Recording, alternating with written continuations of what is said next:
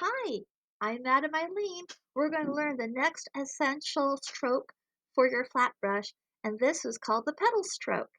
Here, I'll demonstrate it here below on my workstation. Okay, wet your brush, get your split cake. I'm going to use my green cake today. I'm going to show you how I make a petal stroke. And petal strokes can be used to make flowers, but they're also great for making frogs. I don't have enough water on my brush, so I'm going to spray one spray on my cake to wet it, and then pull my brush across it again. The petal brush is very similar to your C stroke, except you start at a point and you end at that same point. So say this is my point. I'm going to do dark side out. You go up, you curve around. Your lighter color is still in line with the light color in the center, and then you go back down. So it is all completely filled in. That is your petal. Your petals can be wide.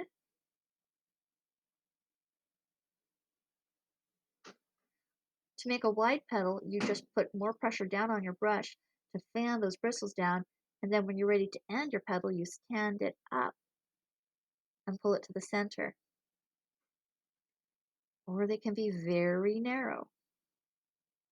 They start at one point, little curve, and they end at that one point. So practice your curves. You're going to do narrow curves, from different directions. Your brush, your hand, will get a little confused because it's not used to painting in that direction.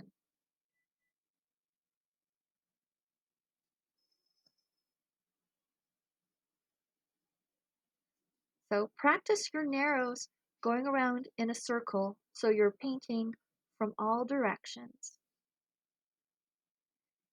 Your wrist will feel tired. This is an exercise and a workout for your fingers and your wrist for control. You could even do wide. So there's a wide petal.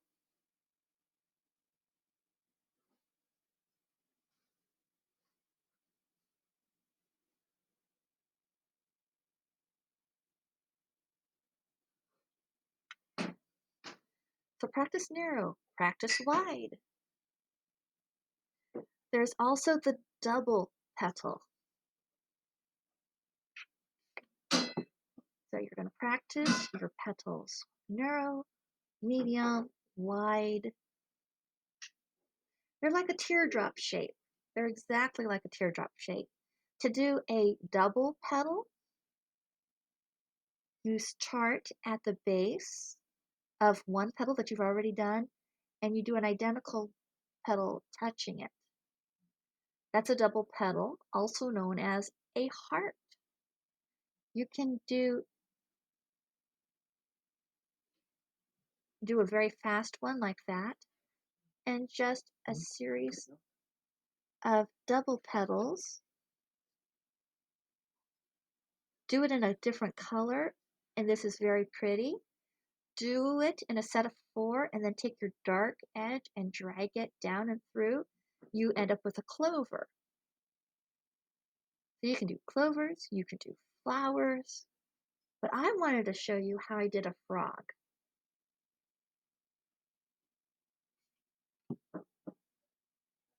It's dragging, so I'm just re-wetting it.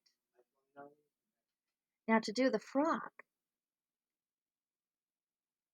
2 ways to do the frog, but I want to do just a simple fast frog. 1 big loop, 2 narrow loops, and then 1, 2, 3. Kind of a half little, I just used the edge. 1, 2, 3. Do the feet. And then at this point, I can just draw eyes with white, and I have my frog done. Or You could use the light color of your brush.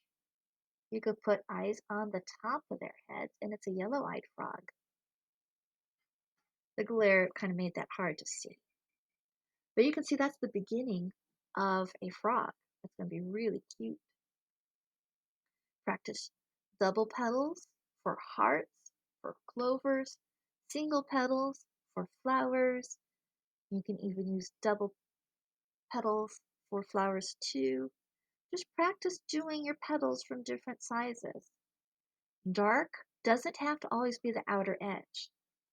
In fact, in this case, it might be easier to see without the white paper underneath.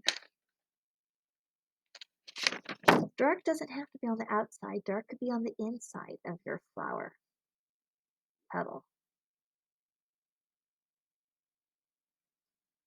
So just have fun with this. If doing the strokes is boring, switch it up. Do some hearts. Practice your different angles and make a clover. Clover looks really pretty with dark in the center. Then I can take the lighter edge and curve out like that. So have fun making petals with your brush.